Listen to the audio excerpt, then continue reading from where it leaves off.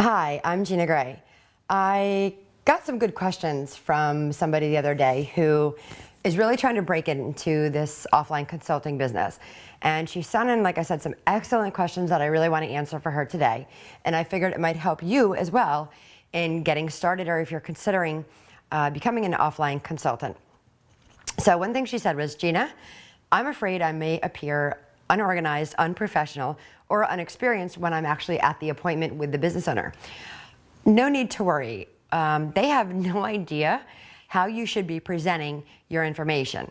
They have never encountered an offline consultant before, and they have no idea what you should be doing or in what order.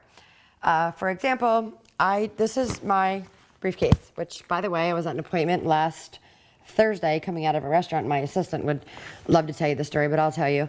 I was walking out of the restaurant and literally I got crapped on by a crow.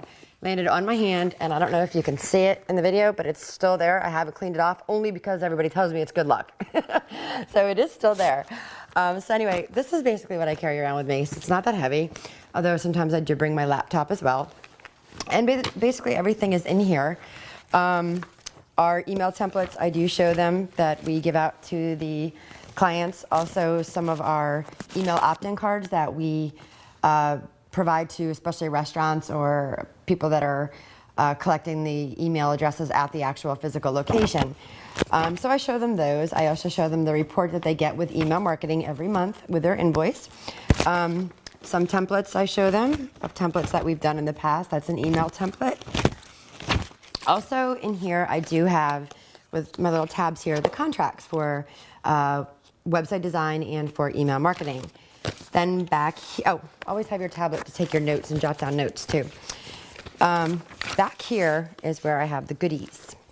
And just in manila folders, I have documents that I give them to just back up kind of what I've told them and can leave with them if they didn't decide to do that particular service while I was there. So this one, for example, is for email reports, just a little paper I give them on that. Email samples, this kind of gives examples on how good email marketing is, and when they grow it, how big their list can really get, therefore turning into conversions and money for them. Some paperwork on online video, how they should really be doing video, so a little article on that. Also articles on text messaging and how they can utilize that. And this one I really like. It's the one on USP. If they don't have one, the unique selling position. If they don't have one for their business, help them create one. Why they are different from their competitors, why their customers and clients should be doing business with them, and that kind of explains it and helps them, especially if you're building them a website. They really should have a USP. So that's basically it. You really, I always look to organize because I'm like, okay, what do they want? And I'm just flipping through, and I do have them kind of alphabetized. But so I'm always looking to organize, but I can get away with it, hence the blonde hair. But so that's basically just what you need, and no, don't worry about being unorganized. How do I know if I've closed them? Well, pretty much after you tell them the price. Once they say yes, then okay, and shut up. Seriously, don't keep talking once they say, okay, let's do this, and they ask the price. Be quiet while they're writing the check. You wouldn't believe that you can actually blow the deal by talking when they're actually writing the check out. So unless they, you have to discuss the price with them again, or you can tell them, especially if it's a website, you're probably collecting 50% of the website down. So tell them half of whatever price you guys agreed on. If it's maybe email marketing or search engine optimization that you're going to be providing for them, then tell them the total amount and say, listen, I can start this right away, but I do need to secure a check to get started on your site right away.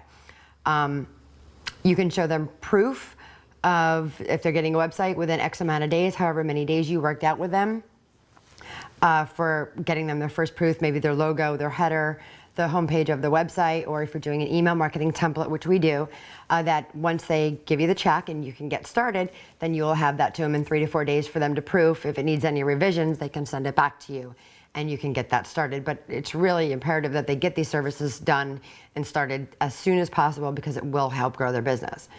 You only present the paperwork to them that pertains to the topic. For example, I just showed you, because she asked, what do I give them? Well, if they're interested in text messaging, give them the information on text messaging to read. If they're interested in email marketing, give them the email marketing documents that you have to read. By the way, I will have these documents that I carry around with me in my membership area. So, but you can also find them online in little case studies, so you can print them off and use them as well. She also asked, do I take notes or have them fill out a questionnaire for the website?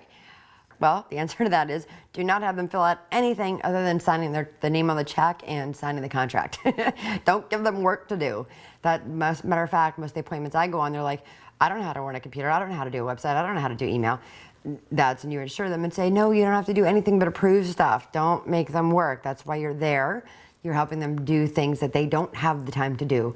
So you would ask them questions as far as what are they most interested in. Is it bringing in new customers, which means you could do social marketing for them, or getting a website set up for them? Okay, she also asked, do I ask them to show you a few sites they like? Oh, I guess if you're selling them a website, or just create a site and have them see if they like it, and they have up to 3 revisions.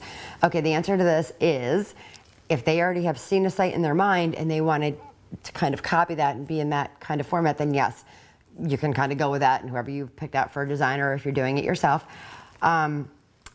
kind of obviously show him that and say this is kind of where she's leaning. If she doesn't, I would definitely say pull up the next biggest city near you or away from you and use the keyword. If it's a payroll company, if it's a restaurant, if it's a sports bar, if it's a foot doctor, pull up the first page of Google and look at their site. See if she likes any of them and kind of wants it modeled like that. Sometimes it hasn't happened to me, but I've heard it has, and my designer has told me that it happens to him. They don't like the style. I will show my clients that are getting a new website previous sites that we have done, and some of them are just like, no, that's not kind of the style I was looking for, or yes, that's absolutely beautiful. We've got a client actually we're in right now that no, he wants it so simple and so plain, and my designer makes them so bright, very visual sites, and that's not what he's looking for, so we're going to have to go in a totally different direction with this guy. So let them see, let them kind of pick out and show you, and have your designer kind of go that route, what he wants. Yeah, definitely stick to only 3 revisions and make sure that's in your contract, because otherwise they can approve something and go back and a week later and go, you know what, I decided I don't like that. So definitely stick to the 3 revisions and have them sign that contract. Once they approve it, that's it. If they don't like it, they get 3 times to decide if they like it or not. A good question I also received was, how can I help each business, especially those without foot traffic, the ones that most likely need a website, but they're not getting traffic into the business? Do they definitely need email marketing to get them to come back? Are they looking for current customers to come back? Are they looking to gain new customers? Well, it depends what they tell you. If they're looking to gain new clients, then yes, obviously they need a website and they need it search engine optimized. If their other concern is having the people come back to them more often, then yes, you definitely want to start them on email. Make sure the email code that you're using, whether it be through iContact or Aweber, is implemented on their website so people can join their list there. And definitely also at the store that they're capturing the email names so they can get the customers to come back.